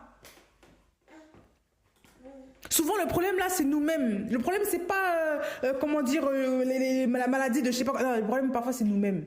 Je ne dis pas qu'il n'y a pas des maladies envoyées par les sorciers de nos familles, tout ça. Je n'ai pas dit ça. Mais souvent, il y a des gens, ils sont malades parce que c'est eux-mêmes. Il y a des gens, quand ils sont obèses, c'est pas les autres, c'est eux-mêmes. C'est pas la société. Il faut arrêter de toujours dire c'est les autres, c'est la société, c'est pas moi. Le problème, c'est toi. Tu es obèse parce que tu ne prends pas soin de ton corps. Ton corps qui est le temple du Saint-Esprit, là, tu n'as pas compris ça, tu manges n'importe quoi. Voilà pourquoi, tu as un corps qui aujourd'hui tombe malade. Bah oui, il faut l'instruction du Seigneur. C'est le Seigneur qui nous instruit à manger des fruits et des légumes, à manger moins de ça. Il nous instruit comment changer certains éléments pour notre bien. Moi, le Seigneur en songe m'avait montré le sirop d'agave pour le sucre. Il m'avait montré plusieurs choses dans ma maison pour que je le fasse, des activités, ça, il faut attention, ça. Il m'avait montré aussi dans un placard sirop d'agave. Parce que j'en avais pas ici. Et il m'a dit, mais ça, c'est ça qu'il faut remplacer avec le sucre là. Ah oui? Ah oui? Voilà comment le Seigneur nous enseigne. Le Seigneur peut te dire, mais là, ce mois-ci, prends plus de légumes, prends plus de fruits, prends plus de poissons, mange plus comme ça parce que regarde les propriétés sur Internet, tu vas voir que que cet aliment-là, il est bon pour toi. Il y a ça, voilà, ça dedans. Le Seigneur nous enseigne. Il va te conduire à chercher des trucs qui sont intéressants, intelligents et qui vont réformer ta pensée. Il y a plein de choses, par exemple, dans le cas de l'acné, qui réduisent l'acné. D'abord, l'alimentation. Ensuite, il y a des produits naturels que Yahweh a fait, qui sont mis à disposition pour aider ces gens-là. Le gel de lin, tu l'appliques sur ton visage, ça change déjà ta peau drastiquement. Hein? Sur ta peau en général, tu mets du gel de lin, tu laisses sécher, après tu peux rincer, tu vas voir que ta peau, au fur et à mesure, ça change drastiquement.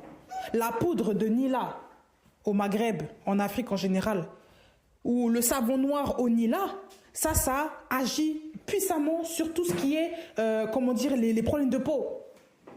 Il y en a plein. Mais comme aujourd'hui, dans ces pays-là dits industrialisés, on vous matraque tellement la tête avec des choses, il faut aller à la pharmacie payer un produit à 20 € parce que c'est lui qui guérit. Alors que ce que Dieu a fait dans la nature, c'est beaucoup plus puissant que ces choses-là. Mais comme on veut contrôler les quantités, contrôler ce que les consommateurs font, contrôler leur vie, contrôler ce qu'ils achètent, contrôler ce qu'ils prennent, on ne veut pas que vous vous soigniez tout seul. On ne veut pas que vous fassiez attention à vous-même seul. On ne veut pas que vous vous preniez en charge. En fait, on veut vous déresponsabiliser. On veut vous rendre comme des enfants. On veut vous garder enfant. Vous avez 50 ans, on veut vous garder enfant. Combien de choses n'ont-elles pas été combattues pour guérir les gens? Regardez même en Afrique, il y a eu un produit, je sais pas quoi, un produit spécial pour guérir contre les problèmes de Covid là. Quand ils ont su ça là, ils ont commencé à vouloir contredire, arrêter, comment dire, l'expansion de cette découverte là en Afrique, au Madagascar et en Afrique. Pourquoi? Parce qu'ils voulaient contrer les vaccins. En fait, ils ne voulaient pas qu'on contre le vaccin. Ils voulaient absolument que les populations ici prennent le vaccin. Et pour beaucoup, on a été obligé de prendre le vaccin. Parce que sinon, on perdait l'emploi. Parce qu'ils ne voulaient plus, ils disaient que ceux qui ne se font pas vacciner, démission. Parce que ça sera obligatoire. Et il y en a beaucoup qui ont dû démissionner, il y en a beaucoup qui ont dit non. Et ceux qui beaucoup ont dit non, c'était qui? C'était des infirmiers, etc. Ça veut dire que ces gens-là savent très bien ce qu'il y a dans ces vaccins-là. Et comme ils ne veulent pas faire, parce qu'ils savent très bien ce qu'il y a sur le long terme. Dieu merci, c'est Yahweh qui nous garde de ces choses-là. C'est Yahweh qui nous garde de ces piqûres-là, tout ça. C'est Yahweh qui nous préserve. Mais quand on n'a pas le choix, on est obligé d'être soumis. Vous voyez comment le diable maintenant veut contrôler les gens? Alors que voilà. Combien de gens sont morts malgré tout leur vaccin? Combien de gens sont morts même après leur vaccin? Combien de gens sont morts? Combien de gens même sont passés sacrifice, holocauste, tout ce que vous voulez? Combien de gens? On ne veut pas que vous sachiez la vérité. Sachez-le. On ne veut pas que vous sachiez la vérité. C'est pour ça que tous ces pays très industrialisés, très mondains, où il y a beaucoup d'avancements technologiques, beaucoup d'avancements humains, là, développement humanitaire, tout ça, vous allez voir que ce seront les pays qui seront les premiers jugés parce que c'est eux dont le diable là, a mis dans la pensée de ces gens-là beaucoup d'inventions mauvaises dans le but de contrôler l'homme. C'est pour la liberté que le Machia vous a affranchi. C'est pour la liberté que le Machia vous a affranchi. Vous connaîtrez la vérité et la vérité vous affranchira. La vérité, c'est le Machia, non? Il dit, je suis la voie, la vérité, la vie. Il n'y en a pas d'autre. Donc ça veut dire que c'est le Machia qui est l'auteur de la vie. C'est le Machia qui est l'auteur de la liberté. Il a dit que c'est pour la liberté qu'il va nous affranchir. C'est pas pour redevenir esclave de Satan. Donc, bien sûr que tu vas être persécuté dans ce monde-là. Parce que tu ne veux pas vivre selon le monde. Mais il faut savoir une chose, c'est que beaucoup de gens vivent selon ce monde-là. Beaucoup trop de gens maintenant commencent à se dire, maintenant il faut faire ça, il faut faire ça, il faut faire ça. Moi, combien même une sage-femme m'avait embrouillé. C'était vraiment le mot. Elle m'avait pris la tête pendant au moins 10 minutes. Pourquoi? Parce que quand j'étais enceinte de mon premier fils, j'ai refusé de me faire une énième piqûre de vaccin contre la grippe, alors que la grippe, ils se disent que quand tu tombes enceinte, la grippe, là, ça peut te tuer. J'ai dit non. J'ai fait accès de vaccins pour mon travail, pour garder mon travail, parce que je ne pouvais pas être démissionnée comme ça à cause d'une vaccin, donc j'ai accepté, parce que pour moi, le vaccin, c'est rien, c'est Dieu qui nous garde, mais je ne peux pas encore faire une énième piqûre pour la grippe de je ne sais pas quoi. Yahweh qui m'a donné la grossesse, là, c'est lui qui va la garder, c'est pas ton vaccin. Ah bah oui. J'ai dit non madame, je ne le fais pas. Non mais il faut, vous savez, vous êtes enceinte, tout ça, vous savez, moi aussi j'ai fait 5 piqûres. Et moi je vais pas faire 5 piqûres. J'ai dit non, je ne le ferai pas. Elle voulait encore me mettre ça dans la tête. Elle voulait je vous assure, elle m'a irritée. C'est vraiment le mot.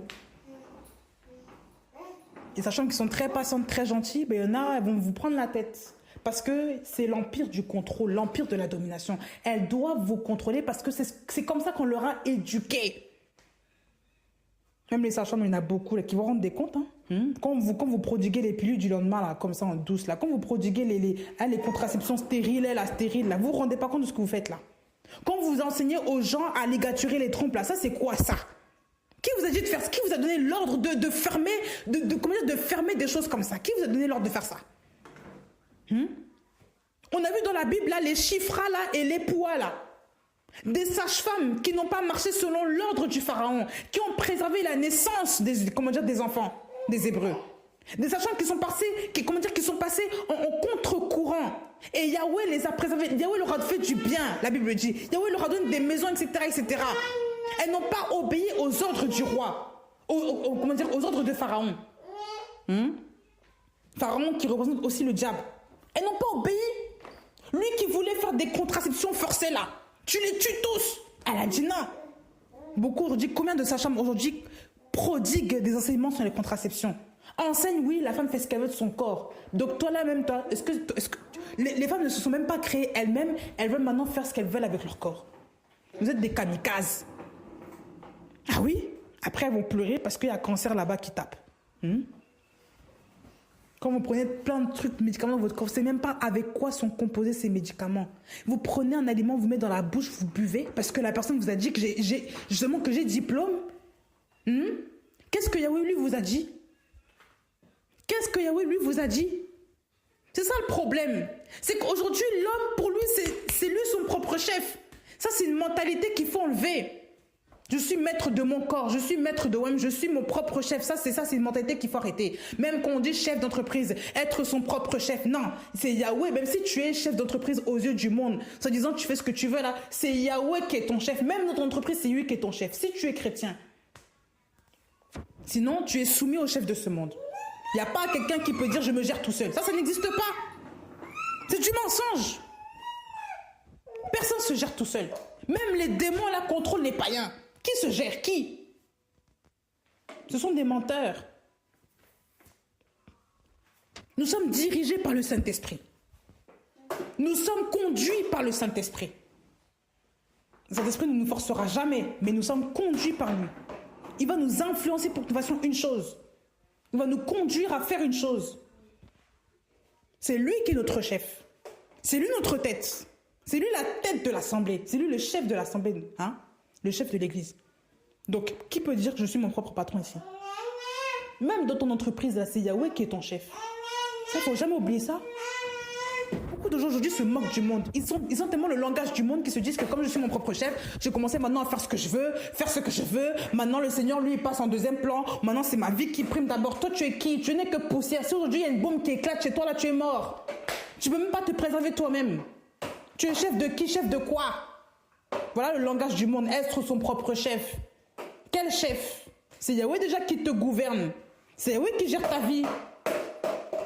On dit même, ce n'est plus nous qui vivons, c'est Christ qui vit en nous, non? Donc si c'est Christ qui vit en toi, ça veut dire que c'est le Mashiach qui a le pouvoir sur toi, sur ta vie. C'est pas toi-même. Donc il faut que nous changions nous-mêmes notre langage. On est tellement matrixé par la pensée de ce monde. On est tellement, je sais même pas comment dire ça, complexé, dominé. Beaucoup de gens même n'acceptent pas même d'être chrétiens jusqu'à maintenant. Ils aiment être chrétiens en coulisses. Devant les gens, là, c'est pas des chrétiens. Ah ben tu vois, moi je crois en Dieu. Il faut dire que tu es chrétien. Il faut dire je suis enfant d'Élohim. J'ai pas peur de toi. Même s'il y aura la guerre, là, je vais te dire la vérité en face. Parce qu'il faut que tu saches qui je suis. Que je ne marcherai pas avec toi parce que tu es comme ça. Il ne faut pas avoir peur de revendiquer ce qu'on est. Pourquoi vous avez peur de vous réclamer d'être le roi, d'être enfant du roi des rois? Vous voyez pas qu'il n'y a pas de sens? Les princes de ce monde-là disent fièrement là qu'ils sont princes, qu'ils sont directeurs, présidents, je ne sais quoi. Et nous-mêmes, nous là, qui sommes enfants du roi des rois, nous on a peur. On ne peut pas revendiquer ça hautement et fortement. Vous voyez pas déjà qu'il y a un problème? Voilà le grand problème de ces peuples-là. Voilà le grand problème aussi de beaucoup de chrétiens. On n'arrive pas à s'affirmer. Parce qu'il n'y a plus l'autorité du machin dans notre vie. Parce qu'on a laissé cette autorité-là maintenant à l'autre. On est devenus maintenant des pleutres, des trouillards, des peureux. On ne peut plus affronter la vie devant les gens. Là où tout le monde dit oui, toi tu vas aller quand même.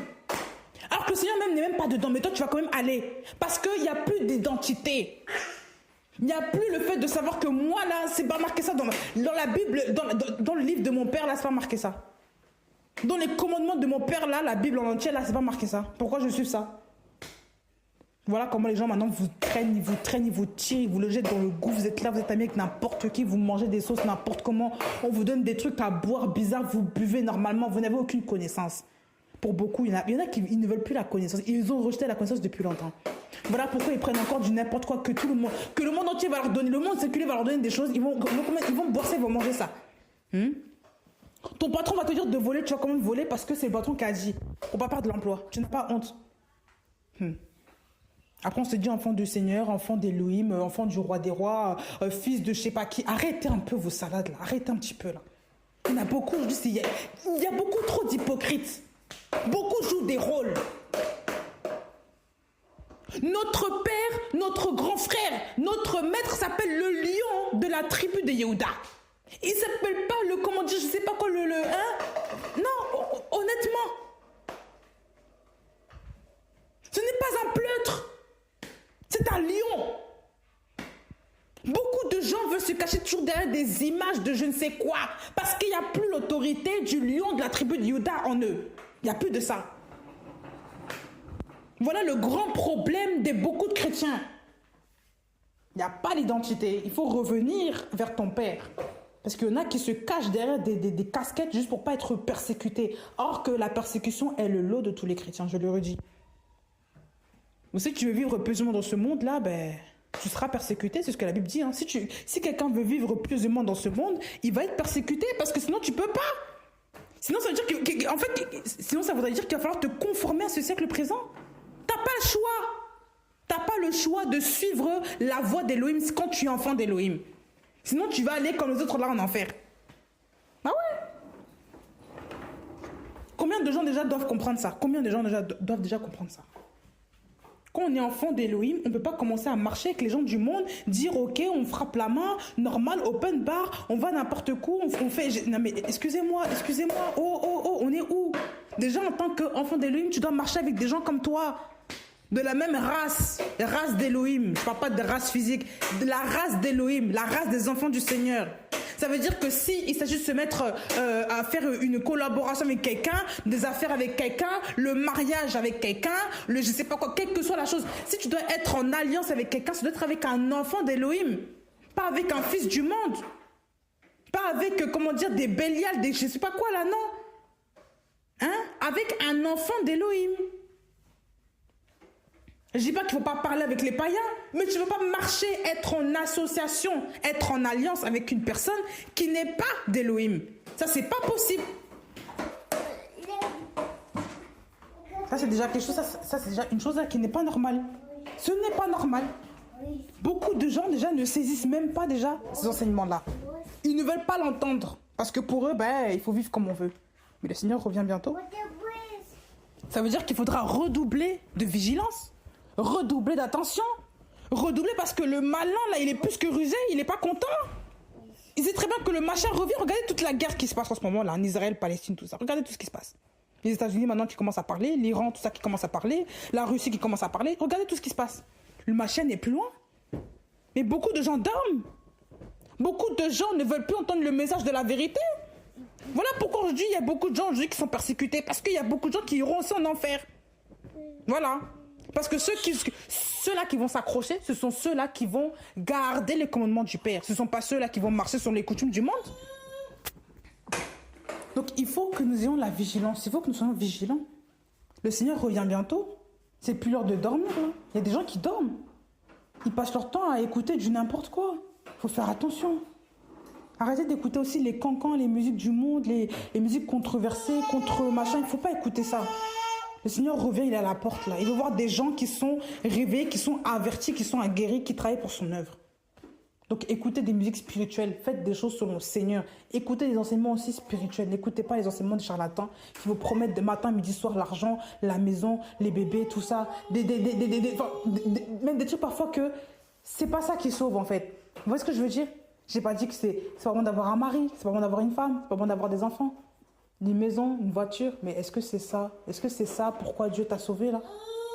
Faut pas écouter des gens juste qui racontent ça, qui ne parlent que de la prospérité, du sexe, dans le mariage, tout ça, c'est pas normal ça là, faut arrêter un peu. Hein? Que le Seigneur vous garde, qu'il vous enseigne à nouveau, qu'il vous fasse des rappels à l'ordre, qu'il nous secoue tous dans le nom du Seigneur. Accrochez-vous jusqu'à la fin, vous avez une couronne. Faut rien perdre, faut pas perdre le temps. Que le Seigneur vous garde et qu'il vous bénisse. Amen.